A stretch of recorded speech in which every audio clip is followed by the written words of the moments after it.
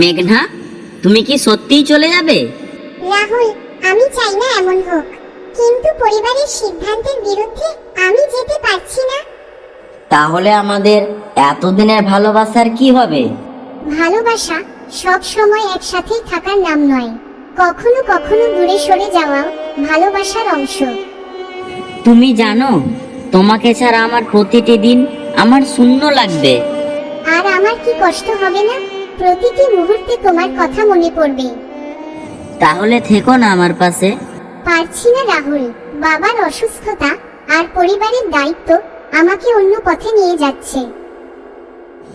আমি ভেবেছিলাম আমরা একসাথে একটা সুন্দর ভবিষ্যৎ গড়ব। আমিও সেই স্বপ্ন দেখেছিলাম, কিন্তু সব স্বপ্ন পূরণ হয় না। মেঘনার চোখে জল এসে গেল। রাহুল নিঃশব্দে তার দিকে তাকিয়ে রইল। এক সময় যে চোখে হাজারো স্বপ্ন ছিল, আজ সেখানে শুধু বিচ্ছেদের বেদনা। যদি কোনোদিন আমার কথা মনে পড়ে, আমাকে ভুলে যেও না। তোমাকে ভুলে থাকা সম্ভব নয়। তুমি আমার জীবনের সবচেয়ে সুন্দর স্মৃতি হয়ে থাকবে। শেষবারের মতো দুজনে একে অপরের দিকে তাকালো। তারপর মেঘনা ধীরে ধীরে চলে গেল। রাহুল দাঁড়িয়ে রইল সেই পথের দিকে তাকিয়ে। তার হৃদয় ভেঙে গেছিল, কিন্তু ভালোবাসা রয়ে গেল অমিল।